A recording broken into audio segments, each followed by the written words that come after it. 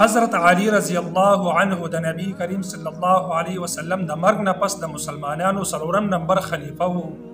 د ډیر زیات پوهه وو او په لوی فقهای کرامو کې د شمار کېدلو، ځکه چې تدړو کواله ډیر زیات د نبی کریم صلی الله علیه وسلم سره وته دی.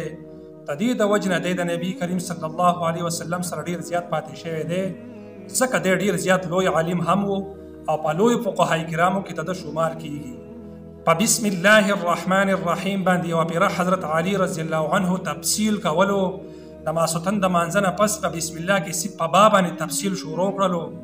د سحر بانګ وویلی شو او حضرت علی رضی الله عنه د با تفسیر مکمل نه کړلو. وی تدې با تفسیر به څوک مکمل کوي؟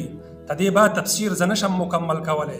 یو پیره حضرت علی رضی الله عنه دعوه کړې وه، وی الله رب العزت مال دومره ډیر زیاته پوهه راکړې ده، و چونکه په سورة الفاتحه باندې زه تفسیر ولیکم نو اویا او خان به دغه سورة الفاتحه دا تفسیر را نوړي.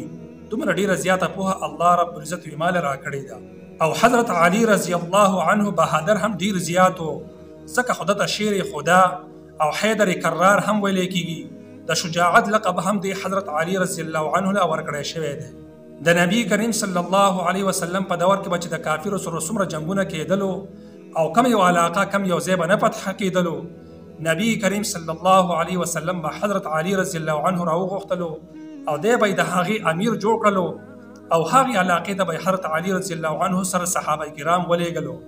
حضرت علی رضی الله عنه به هغه علاقه فتح کړله، ځکه چې یو خدای د نبی کریم صلی الله علیه وسلم د تره زوی هم و، دویم د نبی کریم صلی الله علیه وسلم زوم هم و. حضرت فاطمه الزهرا رضی الله عنها په د باندې واده وه او تدې حضرت علی رضی الله عنه شمار په عشره مبشره صحابه کې هم کیږي. او یو پیره نبی کریم صلی الله علیه وسلم حضرت علی رضی الله عنه، حضرت فاطمه الزهرا رضی الله عنها، حضرت حسن او حضرت حسین را غونډ کړلو او په دیو باندې نبی کریم صلی الله علیه وسلم خپل صادر خور کړلو او نبی کریم صلی الله علیه وسلم ته دیو د لپاره دعا وغوښتله. او په ماشومانو کې په ډوکوالي باندې په نبی کریم صلی الله علیه وسلم باندې د ټول وړومبی ایمان راوړونکی هم حضرت علی رضی الله عنه.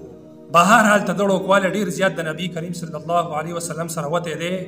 تدې د وجنه دی ډیر زیات لوی عالم هم وو او په لوی فقهای کرامو کې هم ته د شمار کیږي.